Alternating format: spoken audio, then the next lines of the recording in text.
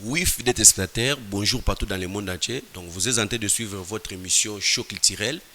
Choc culturel, c'est une émission qui est toujours là pour vous cultiver comment les artistes sont en train d'évoluer ici en République démocratique du Congo. Et c'est une émission Oyo. Ils ont toujours pour que les artistes n'engini makambo ezoleka na mboka poto informa bino parce que biso tozaka toujours wana pona ke tolakisaka bino makambo ndenge ezoleka na mboka na biso. Sans toutefois tarder na koyebisa bino ke nga mutu nazolobela bino nazali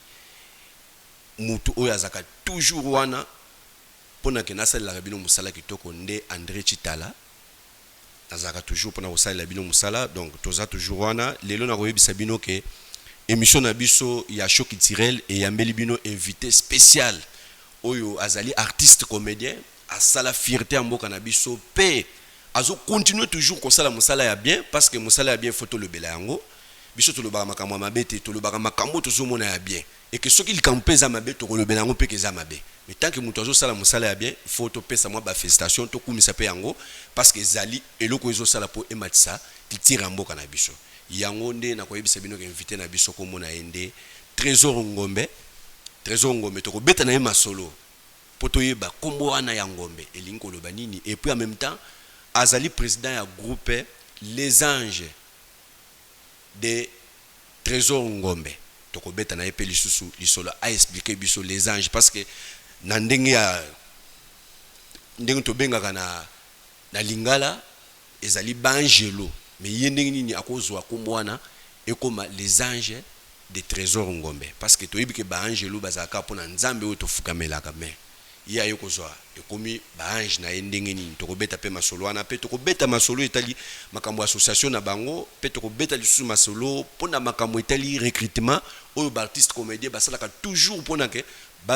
basenga balansaka ba appel ya ba recrutement na ba télévision masolo ezaka ndenge nini et puis profit nini ezaka na kati nango. Donc sans toutefois tarder na koyebisa bino ke avant ya kobandana na masolo na pesa na nzambe ya pesi biso pe mapona kete to mona moyen ya ko exercer musalango et puis na pesi merci na mon pasteur Claude Kabundu Alessa oyo achela biso etandweke pona ke to mona ka moyen ya ko informer bino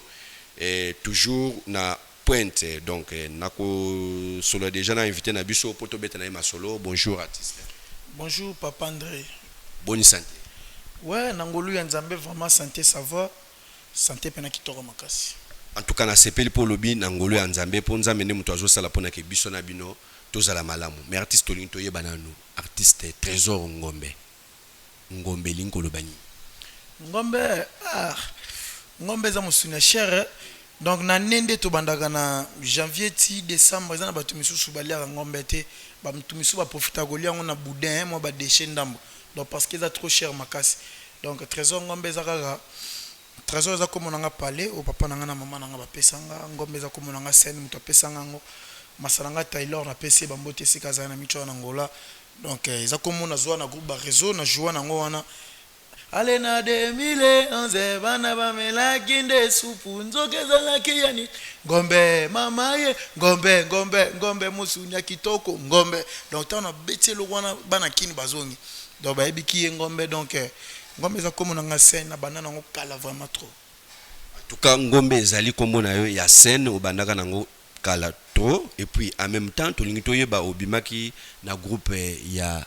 président nani Barezo président Barezo ezalaki nini eloko nini bowelaki ezaki pona kanyaka to nini. Président nanga Joël Barezo que j'ai sali en passant donc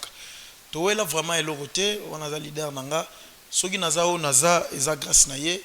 azwanga mwana alakisanga oyo babengi théâtre donc apesanga vraiment formation alekisanga na TV na rengrate na yebaka donc towela na ye vraiment eloko te ezaka ke no tango yaki mambo yaki circuler na kina ya viol tango yaki ke prison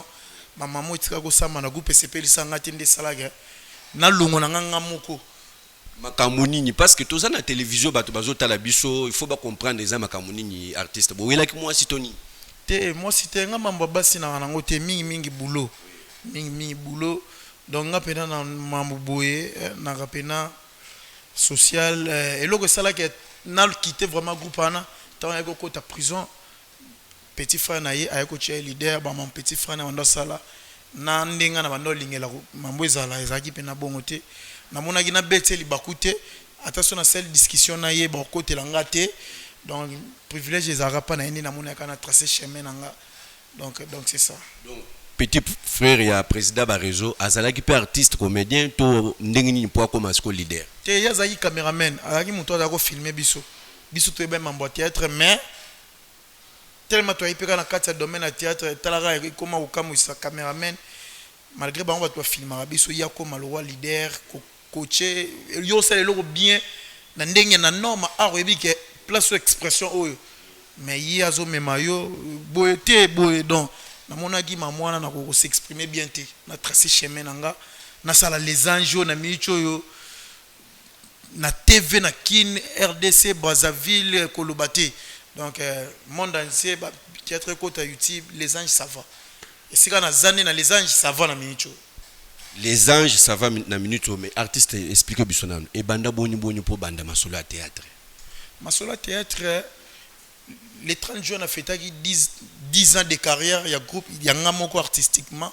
na 2 ans ya groupe nanga masolo théâtre na bana au mois kala depuis 2009 ils ont battu miso bani na ba théâtre kala tawa mais ba tout elango tolonga na banda kala ngai na banda théâtre 2009 ils ont muto bana na théâtre 2008 za moko na mambo théâtre bandi théâtre na 2006 za moko na mambo théâtre na banda théâtre na 2009 2019 en juin na 10 ans de carrière donc na tamboli na groupe réseau avant groupe réseau la tamboli na groupe église ba théâtre école tinaeki na groupe réseau na 2010 ndena yiko longwa na 2017 donc on a 7 ans 2017 2019 2 ans ya groupe nanga 10 ans carrière nanga donc na fetaki yango tout ezokendeka kitoko makasi na ngolo ya Nzambe en tout cas tout ezokende kitoko na ngolo ya Nzambe mais lelo tolingi toyeba o laksibiso parcours na yo ndenge o lekaki pa président ba réseau pendenge ozo sala musala na yo pendenge au fêter 2 ans ya anniversaire ya groupe na yo mais ce que tolingi toyeba nanu lelo na masolo nyonso ezoleka likambo ezo tungisana no bato mingi na bandako oyo tozomona ni epa na yo même epa ba artiste comédien mosusu eza makambo ya recrutement eloko wana eza nanu ndenge expliquer biso nanu secret ni eza na kati te recrutement ezaka mabete omoni ba neti biso ba leader ko gérer bato neto gérakana ce n'est pas facile vous comprenez kotala âge nanga en tout cas papa André je me suis bien sur la répétition nango ya nazana ba maman nazana ba papa nazana ba jeune fille onga na kambako nga na dirijaka onga soki na lobby A eza A so na lobby B eza B na maman concert na que je salue en passant maman Bombo donc nga pe naza motu soki na lobby eloko mo boye mona eza na norme te a leader moni place wana papa ko silikate talaka za mwana sala boye ko diriger bato eza facilité yana bato misusu ba comprendre ka mambute mutu musu auti na éducation na ye ya mabepa na bango auti na comportement na ye ya mabepa na bango e ngai leader naza wana pona ko kamba besprit wana tout mutu musu a comprendre mambute o chaye mupandi tozana besoin mutu musu a comprendre mamboya donc na ba recrutement de tout ça kana soki tozi vraiment bato ba comprendre na makambo azo comprendre nga leader aza moral moko nanga donc tout ça sur recrutement te bato musu ba ça recrutement pona lokoso ya mbongo au moins recrutement à cause ça va tourner TV que nos recrutement ils ont fait tant bato ba comme sur place comme que non pesa $5 ya fiche pesa boy ya on a profité pour na passer message que groupe les anges des trésors ngombe ils ont procédé dans recrutement tous ont recruté bactère au sala théâtre au sala yaka eza centre en église na biso ya papa na biso wale c'est un centre de réveil spirituel et pendant là eza groupe les anges eza centre de formation on a formé artistes au yebi théâtre au yebi yaka aux formations prévenez bato mona mamboli kana show TV yomoko mona kadete achaka bengele ba mona ka boulot chez moi baloba groupe les anges musala bango kuna mawa trop donc ezosenga ka kete fo kanyaka po tourner et puis poko tanakati ya groupe il faut pesa kaka mbongo te groupe les anges ils ont recruté au félé na pesa numéro na wana numéro na moko personnel WhatsApp mamutu eza wana plus 243 89 113 77 88 donc 089 113 77 88 wa numéro na ngamo privé so babengi na pesa bango siège eza na Masina donc tu répétera na Masina bato ya victoire bato ya lemba so zu kingasani okiti na arrêt agence apemi donc tozaka wana chaque mercredi na samedi de 9h à 13h donc tozaka na boulevard Lumumba wana recrutement eza ofele babenga baya